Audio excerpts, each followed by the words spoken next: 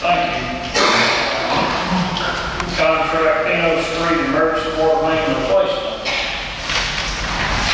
This is a contract for our services on this. We've already done a fair amount of it and have been paid, but we're making a retroactive contract so that you guys can, actually, I don't know if we've been paid yet, so it would be nice to get a contract, but, We have a motion to approve it. oh, I didn't hear that. Jeez, I'm sorry, I'll sit down. Have a motion and a second.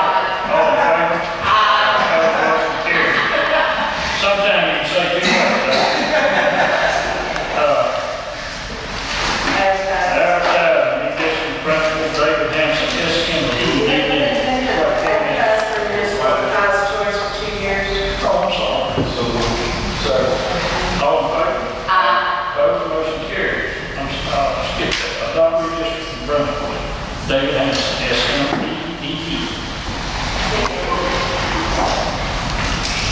I actually have a packet for the city council regarding political redistricting, and it includes the principles. I'm just trying to answer you that last year. Just bring that into a push button now. The redistricting principles are what we gave before, right? Correct. Also have your numbers for additional instances.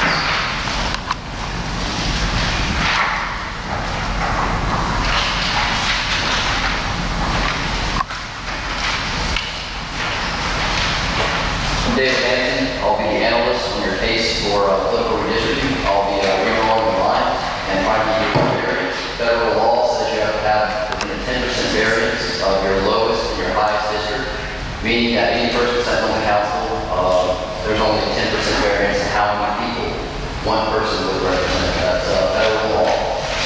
Currently, you're at a 49.37% variance according to the latest census.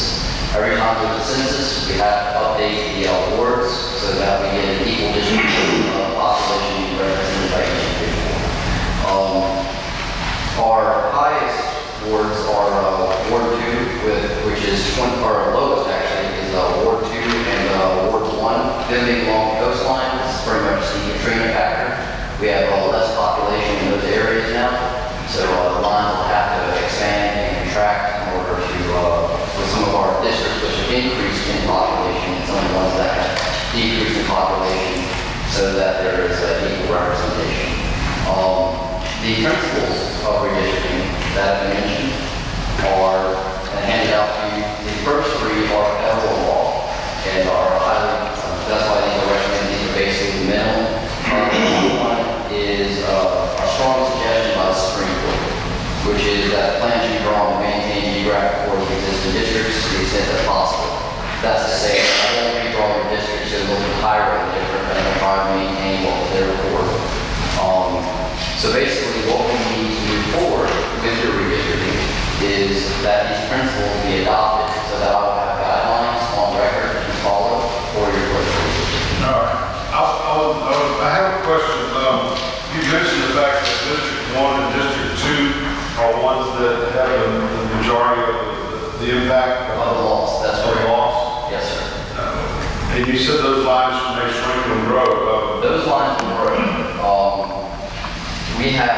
We're missing 26, we have a 26% deviation below what we're shooting for District 2, and for District 1, we're about 23% below. So the District 2 line should grow and the District 1 line should grow, is that correct? That's correct. Also, it appears that we'll have to take in some of the beach area, which the federal government now considers part of the city of Long Beach. I'm not sure if it's been updated since 2000 or a change in how the census handled the city of Long Beach. So we'll have to include the beach area to go around, which I don't think is included in the previous one.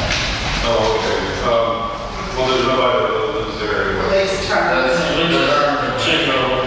census reported 4 people, so it put us in the lowest situation. We're not included in the federal law. But really all we need to do tonight is adopt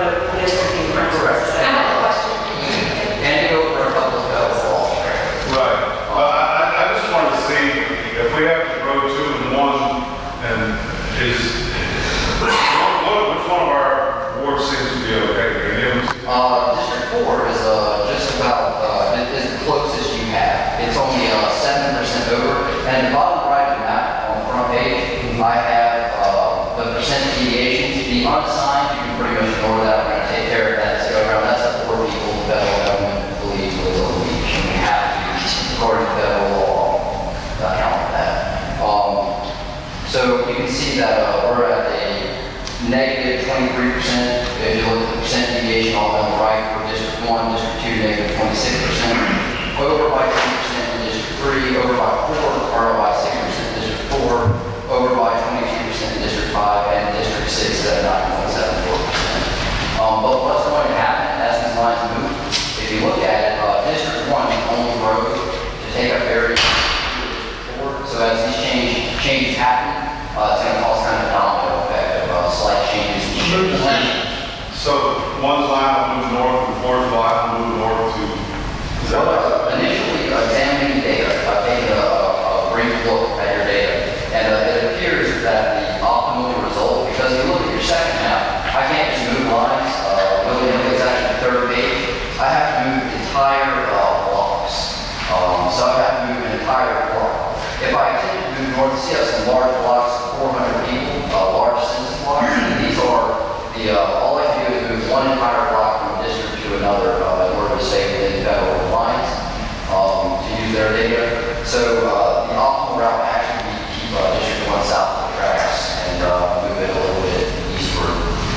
But all this is things that can be gotten into whenever the principles of districting are adopted, and also things that can be discussed.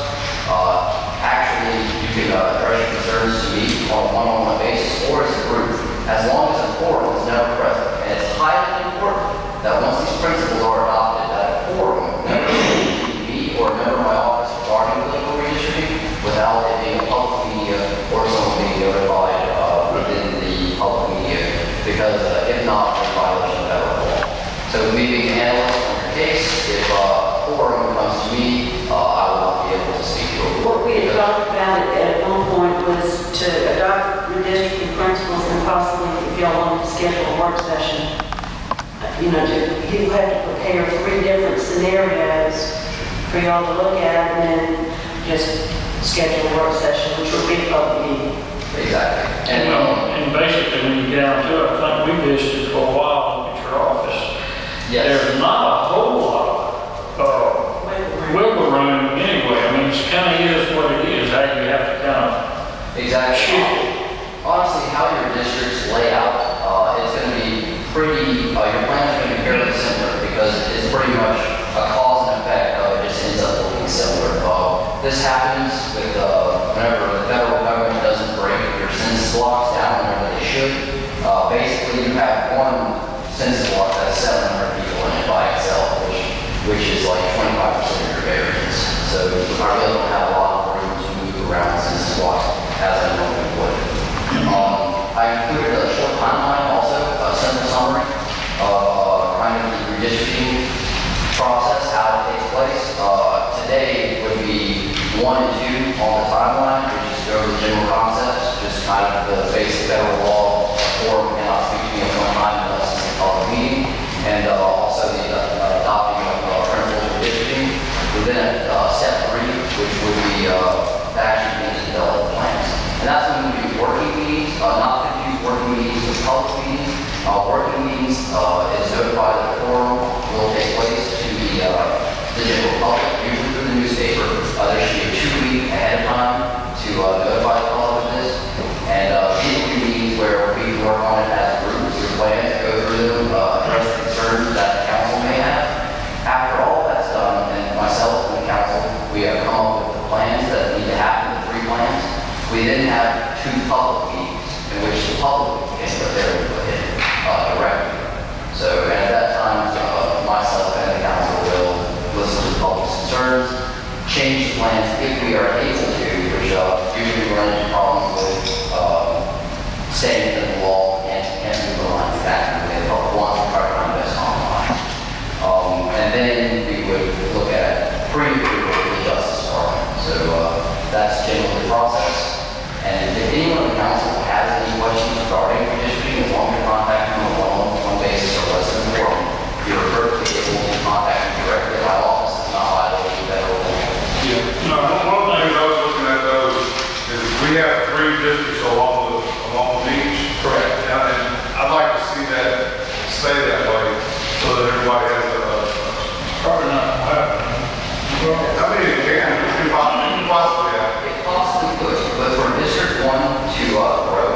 it may end up consuming part of District 2 along the beach line, just because of the cause and effect of how it works. Really, if you examine your district, District 2 touches just about every other district except for District 5. With it being in that position, it'll probably be the one that would undergo the most change. Just looking at it mathematically, because it touches the rest of them the most. That would be the one that would exchange that go between. But for instance, if you wanted to move District 1 in, you would have to either take from District 4 at District 1 or take from District 2 at District 1.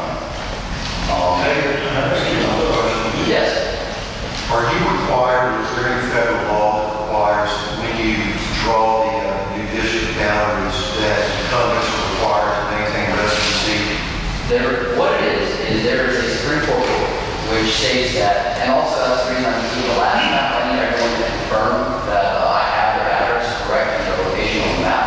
I don't think you get out today's meeting, because you cannot draw redistricting lines in order to protect or defeat an incumbent. Now, one of the interesting repercussions of that is that if two incumbents are forced into the same district, suddenly it is drawn in such a manner that one must be defeated. At that point, if something like that were to take place, even if the board voted to accept one of those plans, the Justice Department would end up, and this has happened before, would go back and contact the individuals who ended up in the same district together, the incumbents did, and if there is suspicion that one of them is being basically politically strong-armed out of his position, his or her position, then the Justice Department will not approve the plan. So there's been a Supreme Court ruling on it, and there's also been, I've seen the Department of Justice turn down the plan if the incumbents are forced to get together. No, our rules for cities different than the rules for, say, state districts. There are, I think 20 years, that's exactly what we did. Was draw districts to defeat some and help some. I mean, that's just the politics of the situation. I can hear this names. We're not supposed to do that. And if two incumbents are forced to do together, I know that they're having a case where they're in contact.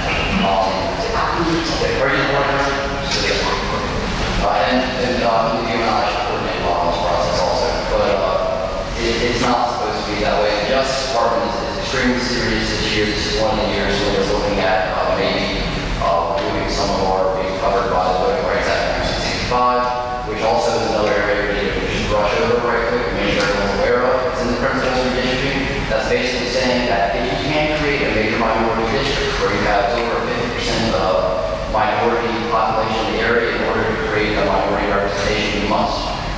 Your closest that you have, I believe, was 11%. So we are 11.28% in District 4, the closest you have. So another kind of guideline, just to make sure that the department's happy with everything, I'm going to try to prevent any minority retrogression in that area, although it is not a major minority district, it's the closest you have at 11%. And what that means is I'm going to try to make sure that when it's all said and done, you still have at least that 11.28% of minority population inside of that district. I think that's our biggest worry. That's going to be a challenge because of the shifting populations in the other district. If we had some more minority communities that we could use to protect that number, it'd be easy. We don't have them, so it's going to be a challenge to keep that number. That's actually my initial looking at the numbers. That's one of my bigger concerns. That's why I say District 1A and the one along the beach, because I don't want to cut into District 4 where your existing minority population is. I want to keep District 4 looking the same as it was before to prevent the possibility of losing minority representation. I have a question. Do you consider any growth trends when you're redistricting? Most of our growth that could happen in Reach Fund 4. So do you take that into consideration when you're doing your redistricting plan? We are, the guidelines state